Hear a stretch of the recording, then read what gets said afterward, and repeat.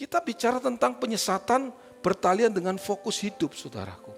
Ya, bertalian dengan fokus hidup orang percaya. Nah, perhatikan apa yang saya katakan. Banyak orang Kristen, mereka motivasinya mengikut Tuhan, hanya memanfaatkan Tuhan supaya Tuhan bisa memenuhi kepentingan-kepentingannya. Sekali lagi, banyak orang motivasinya ikut Tuhan hanya supaya Tuhan bisa memanfaatkan Tuhan supaya Tuhan bisa memenuhi kepentingan-kepentingannya. Padahal seorang pengikut Kristus yang sejati itu harus menyadari bahwa semua kasih karunia, semua berkat Tuhan yang dia terima itu bukan digunakan untuk kepentingannya sendiri, tetapi harus digunakan untuk kepentingan Tuhan semata-mata. Katakan amin. Roma 11 ayat 36 mengatakan demikian. Roma 11 ayat 36, sebab segala sesuatu adalah dari Dia, dan oleh Dia, dan kepada Dia. Bagi Dialah kemuliaan sampai selama-lamanya. Jadi seluruhnya itu untuk Tuhan. Semua kemuliaan dipersembahkan kepada kita, tidak berhak menerima kemuliaan karena kita adalah makhluk ciptaan dan Tuhan adalah penciptanya. Jadi beliau yang harus terima seluruh kemuliaan dari kita. Masalahnya kan sekarang begini, saudara. Ketika Tuhan menyediakan semua fasilitas dan berkat-berkatnya, ya kan? Itu selalu diarahkan kepada kepentingan kita. Betul atau betul? Halo? Padahal semua fasilitas berkat yang Tuhan berikan, itu semua diberikan kepada kita dengan maksud untuk melaksanakan tujuan dan rancangannya, bukan tujuan dan rancangan kita, katakan amin. Tujuan dan rancangannya, dengar baik, tidak ada satu makhluk pun yang berhak mengupayakan sesuatu untuk kemuliaannya sendiri. Jika orang percaya memanfaatkan kebaikan, kasih karunia Tuhan, apapun berkat Tuhan demi mencari kemuliaan bagi dirinya sendiri, maka sesungguhnya ia memiliki gairah yang sama atau tidak jauh berbeda dengan gairah yang dimiliki oleh Lucifer waktu jatuh. Lucifer itu selalu untukku dan untukku. Selalu mencari kemuliaan bagi dirinya sendiri, saudara. Betul? Nah, gereja hari-hari ini mengajarkan cari kemuliaan bagi dirinya sendiri. Maka kita mau bertekun belajar, saudaraku. Saudara yang kekasih dalam Tuhan, saya mau kasih tahu, kita harus melihat segala sesuatu dari sudut pandang Tuhan, bukan dari sudut pandang kita. Sudah terlalu lama kita melihat semuanya dari sudut pandang kita, maka kita perlu ada di tempat ini untuk belajar. Kalau tidak, kita nggak punya hubungan yang eksklusif dengan Tuhan, nggak mungkin. Karena semua hubungan itu palsu dan semu, karena hanya untuk kepentingan kita, dan kita tidak pernah mempersembahkan hidup kita untuk kepentingan Tuhan. Tidak pernah, saudaraku. Segala sesuatu yang kita terima harus dilihat dari kepentingan Tuhan, bukan kepentingan kita. Katakan amin. Jadi bukan dilihat dari sisi kita, sisi Tuhan, saudaraku. Contoh sederhana begini. Contoh sederhana. Selama ini kita diajarkan kan begini. Tuhan datang ke dunia untuk menyelamatkan manusia. Betul?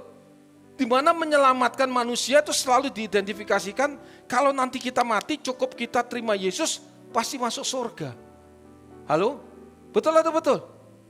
Sejak kita terima Tuhan Yesus itu pasti masuk surga. Padahal ukuran seseorang dimasuk surga bukan terima Tuhan Yesus. Tuhan Yesus berkata sendiri, bukan orang yang berseru kepadaku Tuhan, Tuhan. Ukuran seseorang masuk surga apa, saudaraku? Hei, hidup berkenan, melakukan kehendak Bapa. Hanya orang yang melakukan kehendak Bapa hidupnya berkenan kepada Bapa di sorga.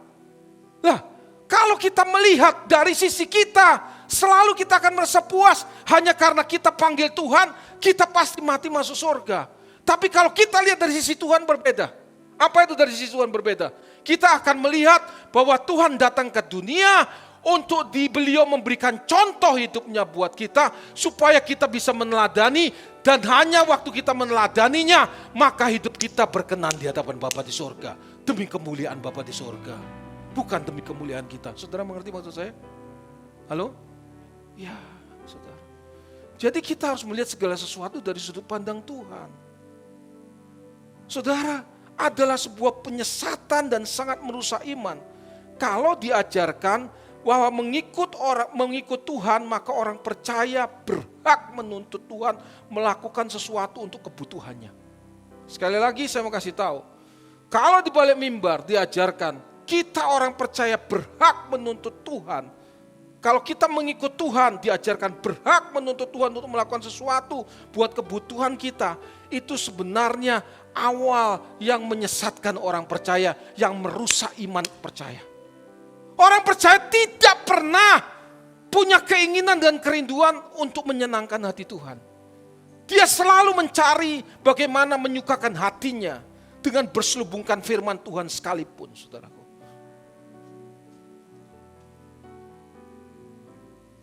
Saya mau kasih tahu begini, kalau orang percaya itu adalah orang yang baru bertobat dan belum dewasa, tidak masalah. Halo? Kenal Tuhan, ya Tuhan nanti akan berkati. Enggak masalah, saudaraku. Tapi semakin seseorang bertumbuh dewasa, dia seharusnya mulai beralih. Tidak hanya untuk dirinya terus menerus. Kalau saudara perhatikan dulu waktu saudara pertama kali terima Tuhan, seolah-olah kan gampang. Betul? Doa langsung terjawab, saudara. Hoi, betul atau betul? Minta apa langsung kejawab. Lama-lama kok ikut Tuhan kok enggak ya? Kok lebih susah ya enggak aja? Lah ini Tuhan sedang mendidik dan mengajar kita. Tujuannya apa? Supaya orang itu bertumbuh makin dewasa dalam pengenalan akan Tuhan. Orang seperti ini harus menyadari bahwa kita semua, maksud saya, harus menyadari bahwa sebagai makhluk ciptaan Tuhan, kita ada hanya untuk kepentingan Tuhan. Bukan Tuhan ada untuk memenuhi kepentingan kita, katakan amin. Kalau seseorang punya pemahaman yang benar, maka dia akan mengiring Tuhan dengan cara yang benar. Kita ada untuk kepentingan Tuhan, bukan Tuhan ada untuk kepentingan kita. Kenapa? Karena kita diciptakan oleh Tuhan. Tuhan punya kepentingan waktu ciptakan kita, katakan amin. Betul atau betul?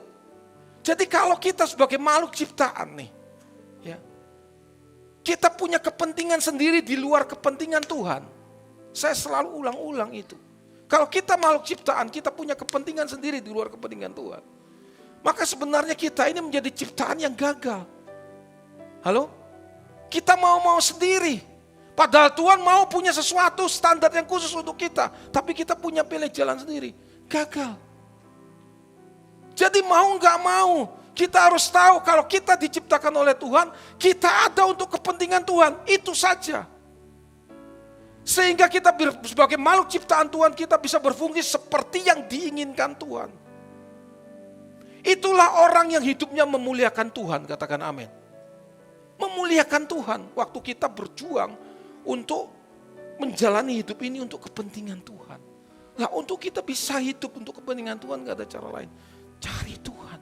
Melalui kebenaran, melalui hubungan pribadi dengan Tuhan, kita mulai mengerti apa yang Tuhan inginkan untuk kita kerjakan. Katakan amin. Tapi kalau kita nggak punya hubungan, bagaimana kita tahu, saudaraku? Banyak orang kan selalu beranggapan begini, memuliakan Tuhan itu apa sih? Memuliakan Tuhan apa? Ini yang terjadi. Sorak-sorai di gereja, saudara. Sampai keringetan, gitu kan? Saya nggak salahkan itu. Ya.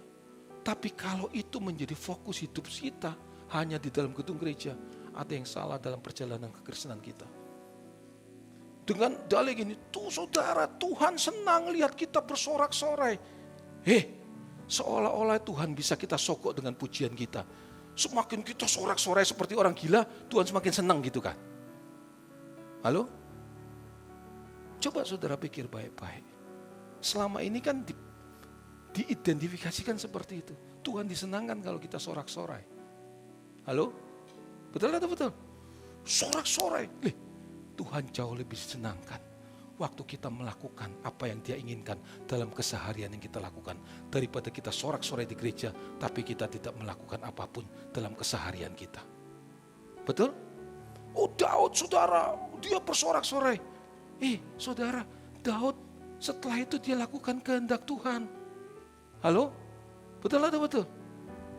Kita, pemahaman kita itu sangat dangkal, saudara, hari-hari ini. Kenapa? Karena diajarkan seolah-olah memuliakan Tuhan itu kalau memuji-muji Tuhan di dalam sebuah ibadah tertentu. Wah, itu memuliakan Tuhan. Saudara tahu enggak? Menyembah Tuhan itu bahasa aslinya apa? Proskuneo. Yang artinya apa? Memberi nilai tinggi kepada Tuhan. Memberi nilai tinggi itu ditunjukkan dalam apa, saudara? Kehidupan sehari-hari. Banyak orang berpikir memuliakan Tuhan selain memuji-muji Tuhan di gedung gereja apa, saudaraku? Oh, memajukan pekerjaan Tuhan. Menambah jumlah jemaat sebanyak-banyak, membangun gedung-gedung ibadah yang mewah. Itu dipikir memuliakan Tuhan. Padahal Tuhan lebih suka hati kita daripada membangun bangunan-bangunan sebanyak apapun. Tuhan mengukur hati, bukan prestasi yang kita tunjukkan. Makanya saudara, saya nggak mau. Kalau saya bisa bangun, tapi hati saya jauh dari Tuhan, saya nggak mau. Saya nggak mau. Bodoh buat saya kalau saya sudah mengerti kebenaran begini. Saya tutupin semua kelemahan itu hanya untuk bangun bangunan. Enggak. Saya mau punya hubungan yang intim dengan Tuhan. Saya mau mengenal Tuhan secara pribadi. Jadi memuliakan Tuhan itu bukan bangun banyak gedung, jumlah jemaat ditambah. Ukurannya sehari-hari. Orang juga berpikir bahwa memuliakan Tuhan dengan cara apa, saudaraku? Oh, dengan melayani Tuhan. Kalau dulu pengerja biasa, Asher, sekarang mulai jadi pengkhotbah, makanya dia memuliakan Tuhan. Ini pandangan-pandangan yang dangkal, saudaraku. Pandangan-pandangan yang dangkal. Dengan cara-cara seperti ini banyak orang merasa bahwa ia sudah memuliakan Tuhan. Orang-orang seperti ini sesungguhnya masih tetap menjalani hidup sama seperti kebanyakan orang dunia menjalaninya. Yaitu terus-menerus, dengar baik, ini kata-kata ini keren. Terus-menerus memperjuangkan kelangsungan hidupnya di dunia ini dengan mati-matian tanpa batas. Sekali lagi, orang-orang dunia adalah orang-orang yang memperjuangkan kehidupannya di muka bumi ini mati-matian tanpa batas, tanpa memperdulikan hubungannya dengan Tuhan. Tanpa memperdulikannya hubungan dengan Tuhan. Hari Minggu saya akan bicara tentang sekolah kehidupan.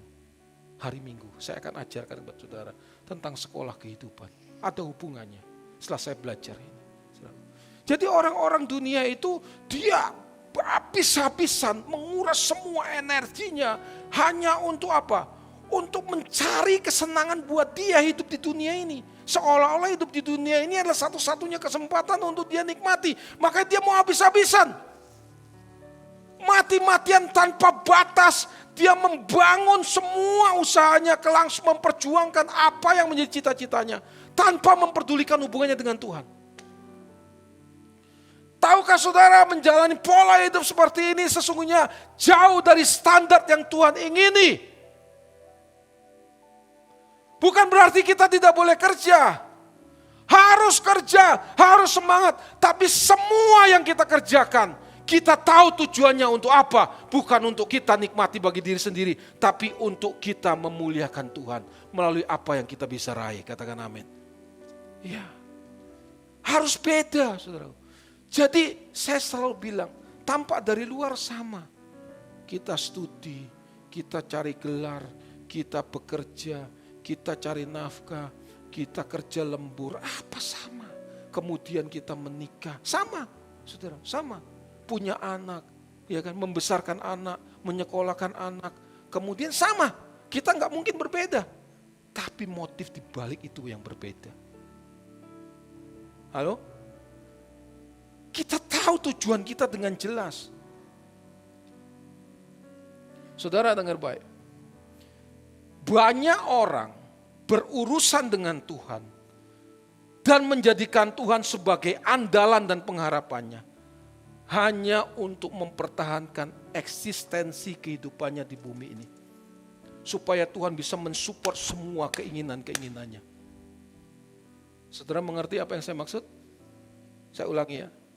Banyak orang berhubungan dengan Tuhan dan mengandalkan Tuhan hanya demi mempertahankan eksistensi kehidupannya di dunia ini. Supaya Tuhan menjadi Tuhan yang bisa mensupport semua keperluan dan keinginannya. Saudara dengar baik. Orang-orang seperti ini sesungguhnya orang-orang yang berurusan dengan Tuhan. Bukan untuk memuliakan Tuhan. Tetapi demi mencari kemuliaan bagi dirinya sendiri. Orang-orang seperti ini. Ya. Nah, bahkan seringkali ya, para hamba Tuhan malah mendukung pengajaran-pengajaran seperti ini, pengertian seperti ini. Sehingga cara beragama orang Kristen itu sama dengan cara beragama orang kafir yang tidak mengenal Tuhan. Makanya Tuhan berkata, semua yang kamu cari, yang kamu kejar, seperti orang dunia mengejar dan mencarinya, itu sama seperti orang yang tidak mengenal Tuhan, kata Tuhan. Bukan berarti kita ikut Tuhan pasti dibebasin dari pergumulan hidup, jangan salah. Pergumulan hidup kita berat, pasti. Tetapi beda reaksinya kita ikut Tuhan. Orientasi kita bukan supaya Tuhan bisa menjawab kebutuhan kita yang bersifat sesaat, yang fana ini. Tapi di tengah-tengah kita berjuang untuk mencari nafkah, kita mau belajar untuk mengerti apa yang Tuhan inginkan untuk kita kerjakan. Sebagai persiapan kehidupan kekal nanti. Halo? Mengerti nggak maksud saya, saudara? Oi, ya? Jadi banyak orang hanya mengandalkan Tuhan hanya untuk memenuhi kebutuhan hidupnya.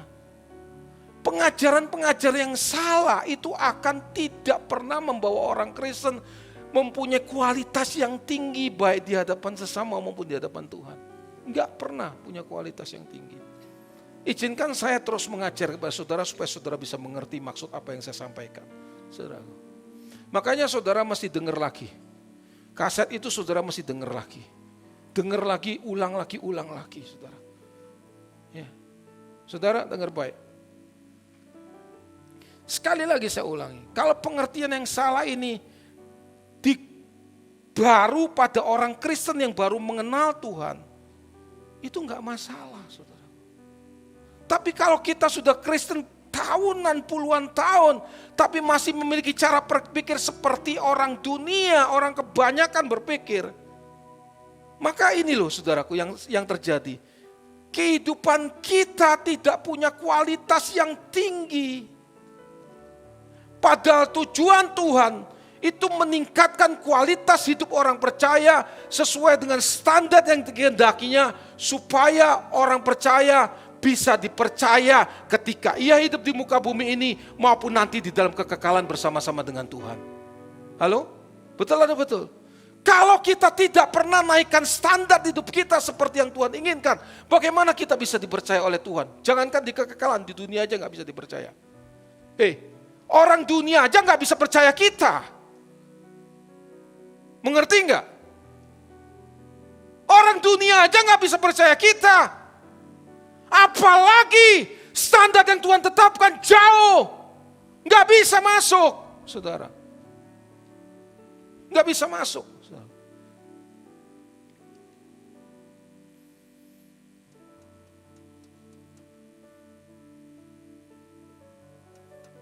Seringkali kan kita mengajak Tuhan itu untuk berdagang kan.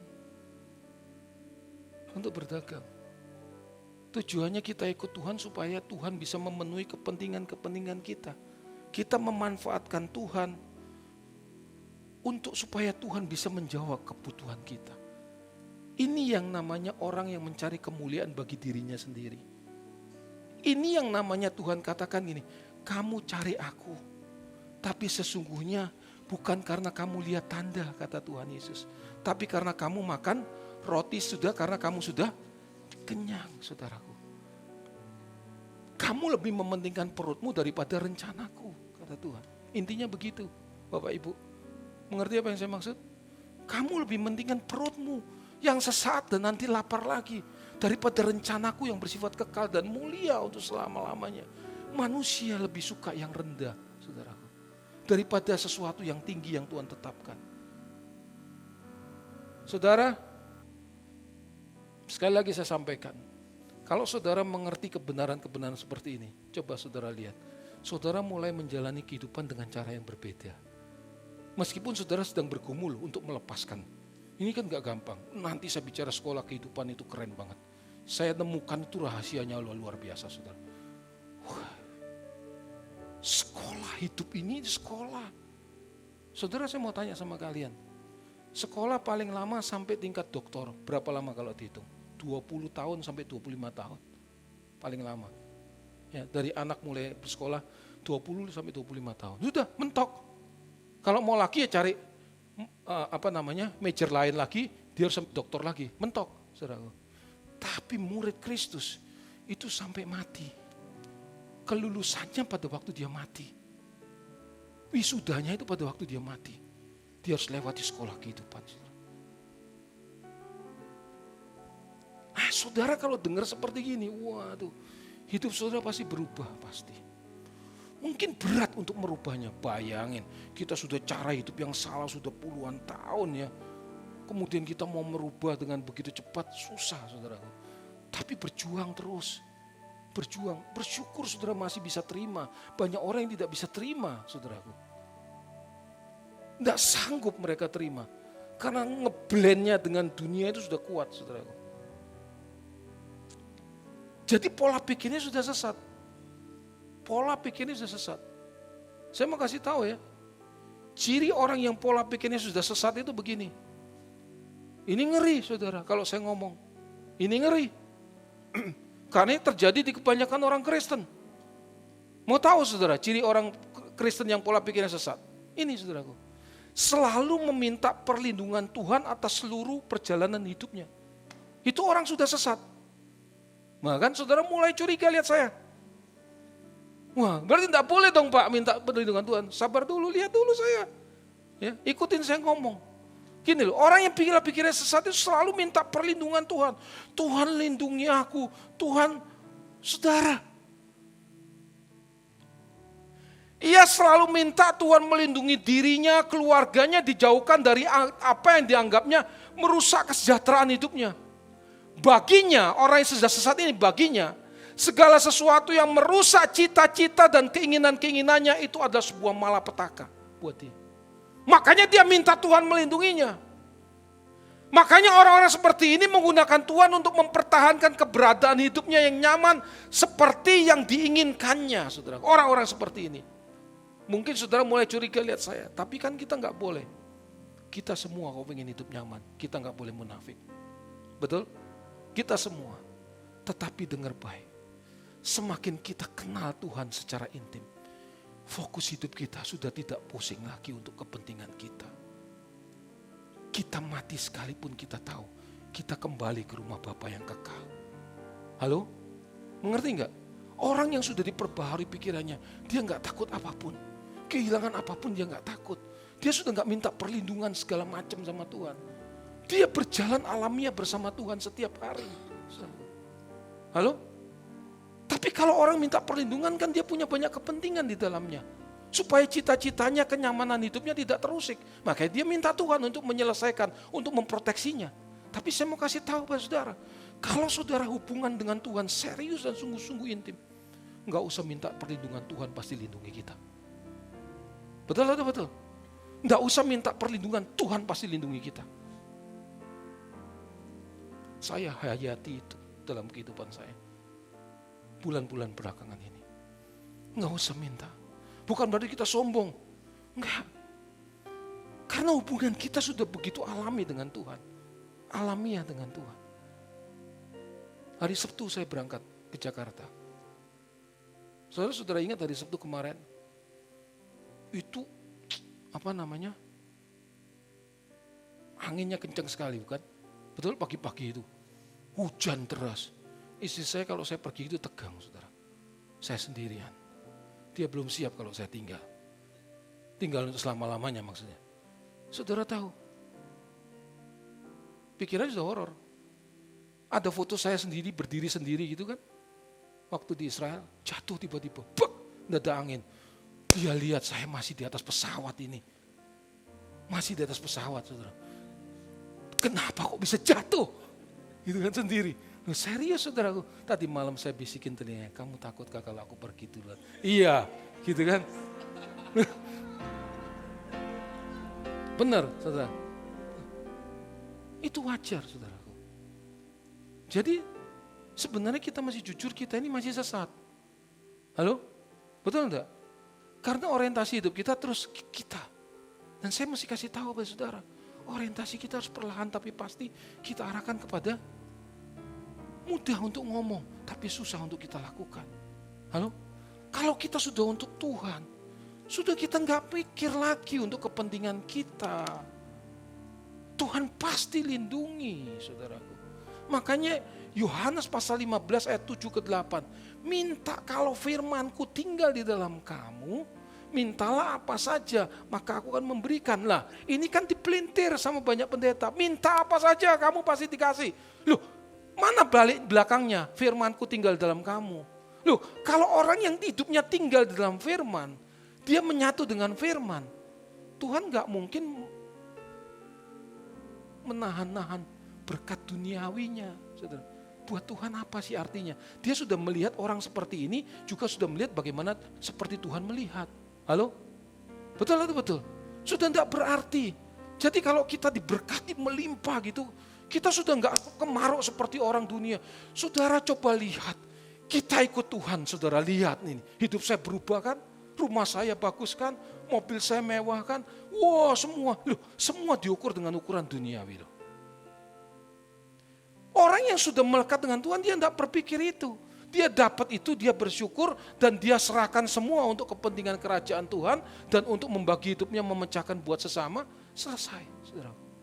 Tapi kalau orang orientasi untuk diri sendiri, dia bangga. Dia angkat dirinya, saudaraku. Seolah-olah hidup dengan cara seperti itu adalah ukuran keberkenanan dia dengan Tuhan. Saudara. Coba saudara, betapa parah gereja hari-hari ini mengajarkan. Jadi untuk merubah pola pikir seperti ini itu tidak gampang, saudara. Tidak gampang. Kita harus tekun, saudaraku. Kita harus tekun. Kita lihat tokoh-tokoh Alkitab. Mereka memutuskan tidak untuk dunia ini. Abraham, Nuh, siapa lagi saudara? Paulus, murid-murid Tuhan Yesus, Maria. Fokus hidupnya bukan dirinya sendiri, tapi untuk kepentingan kerajaan Tuhan. Ini kan tingkat tinggi yang kita belajar bersama-sama. Enggak semua orang siap untuk menerimanya. Tapi ini standar bagi orang yang mau dipercaya oleh Tuhan. Mari perhatikan saudaraku. Saya katakan tadi, orang tujuannya ikut Tuhan, yang disesatkan itu supaya Tuhan bisa melindungi, gitu kan. Apapun yang menjadi kepentingannya, dia minta perlindungan Tuhan. Apapun yang menjadi kepentingan, dia minta perlindungan Tuhan. Mari kita lihat, siapa yang minta perlindungan Tuhan dalam Alkitab? Ayub. Sebelum Ayub mengenal Tuhan, Pak tolong siapin. Ayub ayat pertama, pasal pertama ayat 1 sampai 5. Sebelum Ayub mengenal Tuhan, Alkitab berkata Ayub beribadah kepada Tuhan karena ia ingin mempertahankan seluruh eksistensinya. Belum mengenal Tuhan. Mari Pak. Ayub 1 ayat yang pertama dan sampai ke-5. Ada seorang laki-laki di tanah Uz bernama Ayub. Orang itu saleh dan jujur. Ia takut akan Tuhan dan menjauhi kejahatan. Ia mendapat 7 anak laki-laki dan 3 anak perempuan. Ia memiliki 7.000 ekor kambing domba, 3.000 ekor unta, 500 pasang lembu, 500 keledai betina, dan budak-budak dalam jumlah yang sangat besar. Sehingga orang itu adalah yang terkaya dari semua orang di sebelah timur. Anak-anaknya yang lelaki biasa mengadakan pesta di rumah mereka masing-masing menurut giliran, dan ketiga saudara perempuan mereka diundang untuk makan dan minum bersama-sama mereka. Setiap kali apabila hari-hari pesta telah berlalu, Ayub memanggil mereka dan menguduskan mereka. Keesokan harinya, Stop. Setiap kali setelah pesta berlangsung. Ini kan seolah-olah rohani, saudara. Betul? Ayub memanggil mereka dan menguduskan mereka. Terus? Keesokan harinya, pagi-pagi, bangunlah Ayub lalu mempersembahkan korban bakaran sebanyak jumlah mereka sekalian. Sebab pikirnya, mungkin anak-anakku sudah berbuat dosa dan telah mengutuki Tuhan di dalam hati. Demikianlah dilakukan Ayub senantiasa. Lihat, ya, dia minta perlindungan Tuhan supaya Tuhan tidak murka dengan perlakuan anak-anaknya yang cenderung menyakiti hati Tuhan. Sepertinya bagus, bahkan di dalam awalnya saleh, takut Tuhan, menjauhi kejahatan dan jujur, saudaraku. Ya, mari perhatikan, ya, jangan a priori dulu. Tetapi Tuhan mau Ayub mengenal Tuhan dengan cara yang benar. Supaya Tuhan bisa memberi reward kepada Ayub. Makanya Ayub harus digoncangkan dulu. Digoncangkan kenyamanan, pola pikir yang salah, meminta Tuhan melindungi dan melindungi dan melindungi. Sehingga Ayub bisa melihat Tuhan dengan cara yang benar. Bukan dengan cara yang salah lagi. Ayub 42 ayat yang kelima. Dengan jelas setelah melewati semua peristiwa yang tidak menyenangkan. Dan saya gak usah jelaskan itu, saudara pasti tahu itu. Betul? Nah ini dia ngomong Ayub 42 ayat 5. Ayub 42 ayat yang kelima. Hanya dari kata orang saja aku mengendar tentang engkau. Tetapi sekarang mataku sendiri memandang engkau. Lihat. Memandang, melihat. Itu kan. Bahasa aslinya adalah ra'ah. Saya nggak usah tulis supaya waktunya cepat. Ra'ah di situ ada. Artinya to see atau to approve. Membuktikan. Nah, kata ra'ah ini sejajar dengan Matius pasal ke-5 ayat yang ke-8. Berbahagialah orang yang suci hatinya karena ia akan melihat Tuhan. Suci hatinya melihat Tuhan. Nah, melihat Tuhan itu artinya begini. Kalau ditarik bahasa aslinya itu melihat dengan hati. Bahasa Yunaninya adalah opsontai. Ya, opsontai. Akar katanya adalah horao. Jadi begini loh saudara, dengar baik. Melalui pengalaman yang menyakitkan, Ayub baru bisa sadar dan mengenal Tuhan. Di mana orang yang mengenal Tuhan dengan benar, dia sudah tidak sibuk lagi untuk memikirkan keselamatan buat nyawanya. Diselamatkan nyawanya atau tidak di dunia ini sudah tidak penting. Makanya Paulus berkata, mati adalah hanya orang gila kan ngomong kalau mati adalah keuntungan. Tapi dia sudah sampai titik itu, saudara. Di mana hubungannya dengan Tuhan sudah luar biasa. Jadi dia pikir dia kepingin aja balik cepat kepada Tuhan. Tapi kalau dia ada di dunia ini, hal itu berarti dia harus bekerja memberi buah. Itu selesai tugas dia, cuma itu. Enggak ada yang lain, enggak ada untuk memenuhi kepentingan dia lagi. Saudara. Saudara, banyak orang beranggapan bahwa untuk membuktikan kebaikan Tuhan, maka hidupnya pasti jauh dari masalah, hidupnya nyaman, makmur, membanggakan. Orang-orang seperti ini sesungguhnya orang yang tidak mengenal Tuhan dengan baik. Tidak mengenal Tuhan dengan baik. Ayub 42 ayat yang kedua, dia berkata gini, aku tahu bahwa engkau sanggup melakukan segala sesuatu dan tidak ada rencanamu yang gagal. Mari perhatikan ini, tidak ada rencanamu yang gagal. Saya mau kasih tahu kepada saudara, rencana Tuhan tidak mungkin bisa digagalkan oleh manusia. Katakan amin. Ya. Nah saudara, tetapi demi menggenapi rencana Tuhan, rencananya sendiri, maka Tuhan harus menggagalkan rencana Ayub dulu. Dihancurkan hidup Ayub lebih dahulu. Sampai akhirnya Tuhan bisa membangkitkan Ayub dan Tuhan dipermuliakan melalui peristiwa yang dialami oleh Ayub. Mengerti? Maria harus alami Apa saudaraku? Masa depannya seolah-olah masa depan yang apa? Masa depan yang madesu itu apa? Masa depan suram. Seolah-olah, ya. Seolah-olah masa depannya suram. Cita-citanya berantakan karena ia harus hamil. Tetapi rencana Tuhan harus digenapi di mana Tuhan memilih Maria untuk bisa menggenapi rencananya. Saudara, untuk mengikut Tuhan nggak ada cara lain. Seseorang harus memilih untuk berani kehilangan apapun. Bukan justru memperoleh apapun dari Tuhan. Dengar baik. Ya. Nanti saya akan hubungkan di ibadah hari Minggu. Saya mau kasih tahu begini, saudara. Orang yang ikut Tuhan, dia harus rela kehilangan nyawanya. Alkitab berkata, barang siapa kehilangan nyawanya, ia akan memperolehnya. Betul? Selalu saya bilang, nyawa itu suki, yang artinya ada pikiran, perasaan, dan kehendak. Jadi saudaraku, orang yang rela kehilangan nyawanya adalah orang yang rela kehilangan kesenangan-kesenangannya. Orang yang rela kehilangan kesenangan-kesenangannya. Jadi ketika seseorang mengikut Tuhan, ia harus rela meninggalkan semua kesenangannya. Inilah yang dikatakan penyangkalan diri.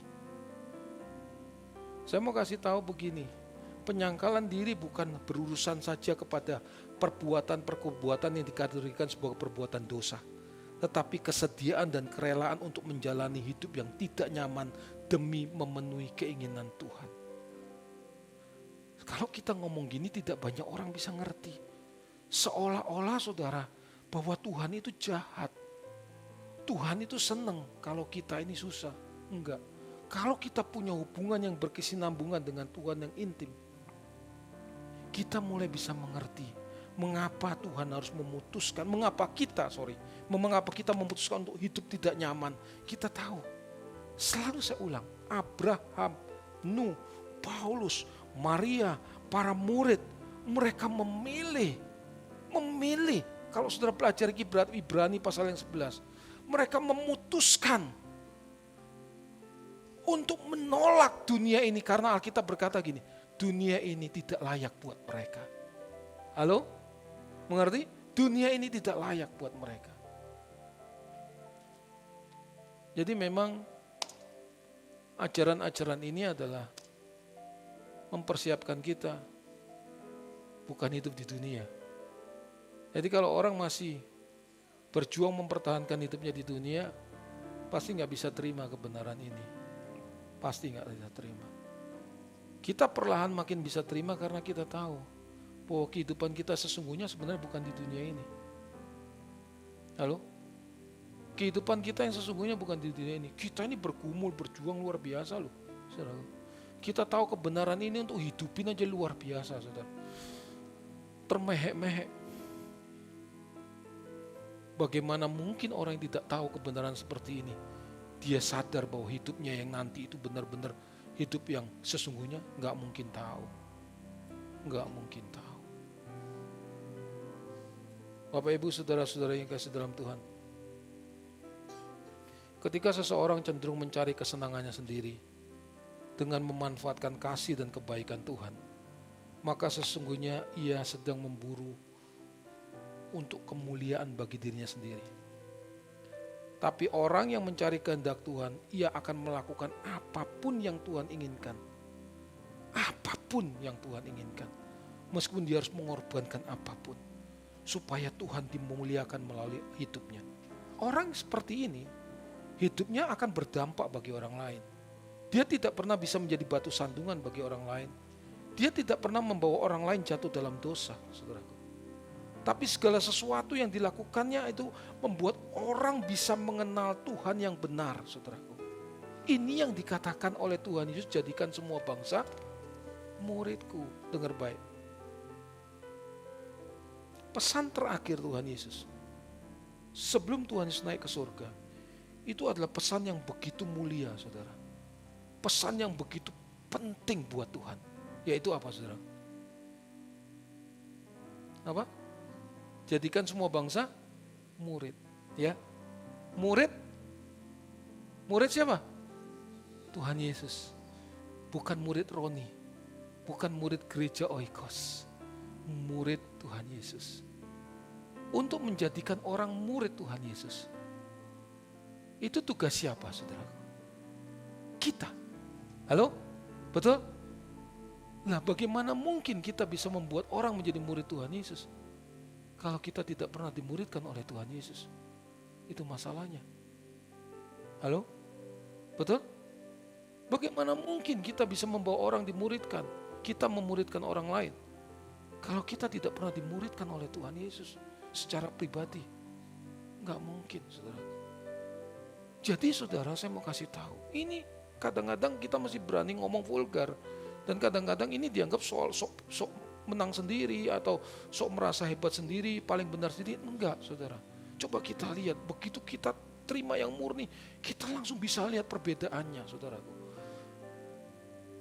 I love my church. Apalagi? My church is my future. Saudara, itu kan bisa-bisanya pendeta cari duit untuk mempertahankan jemaatnya. Sebenarnya kan jemaat harus diarahkan, I love my Lord. Halo? Betul? Kok my church, I love my church? Dibawa fanatiknya kepada church. Orang percaya dipatok di dunia, saudaraku. Enggak dibawa kemana-mana. Nanti teruskan, saya izinkan saya ngomongnya. Nanti banyak orang diarahkan hanya kepada orang yang sakti-sakti seperti itu. Nanti saya ngomong.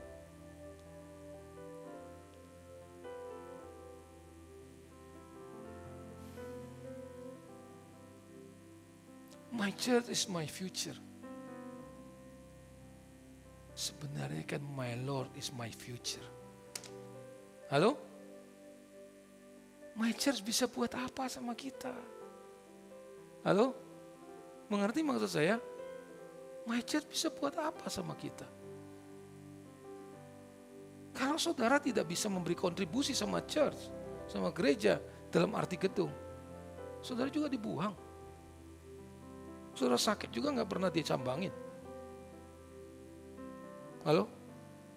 Saudara itu susah mau dipiara. Diarahin dengan cara-cara seperti itu bisa dipiara? Enggak, saudara. Enggak mungkin. Karena itu tidak menguntungkan. Dibuang saja kalau sudah tidak menguntungkan.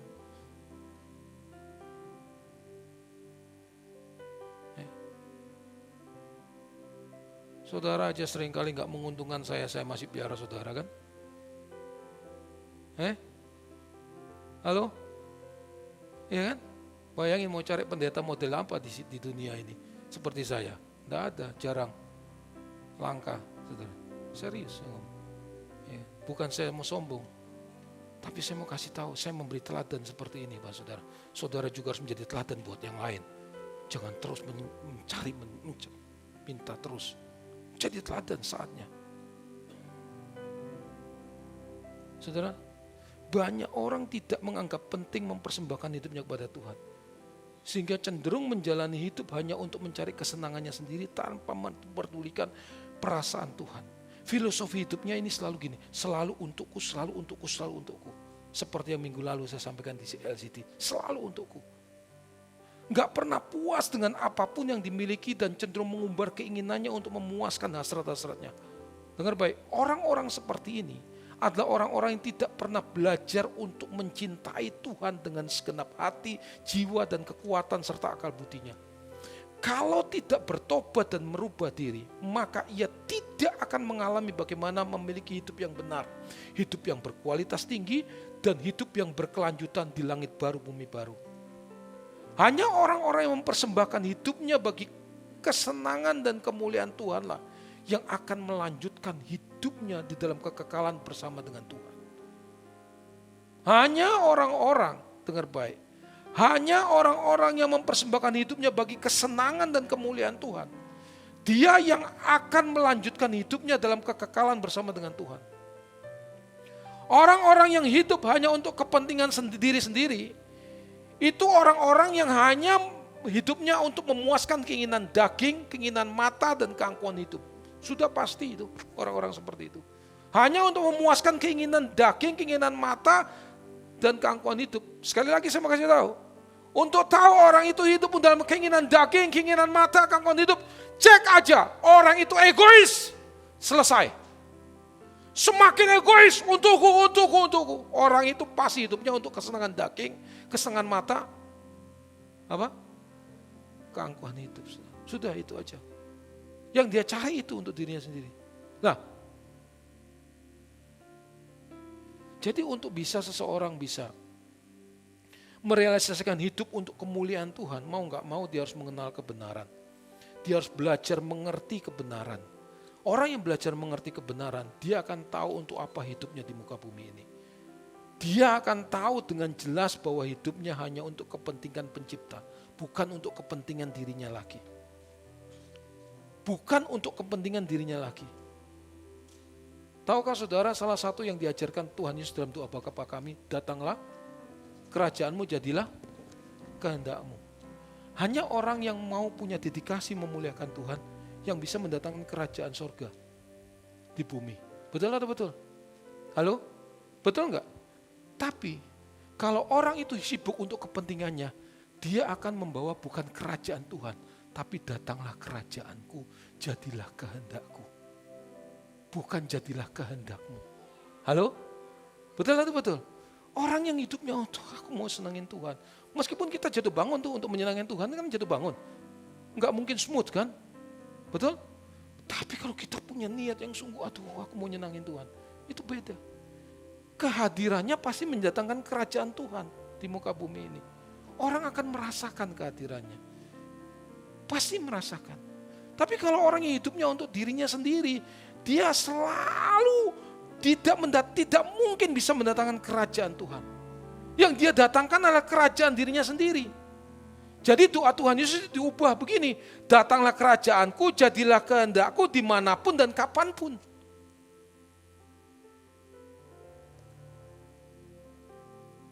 Irama seperti ini, dengar baik, irama hidup seperti ini adalah irama hidup yang paling disukai oleh iblis.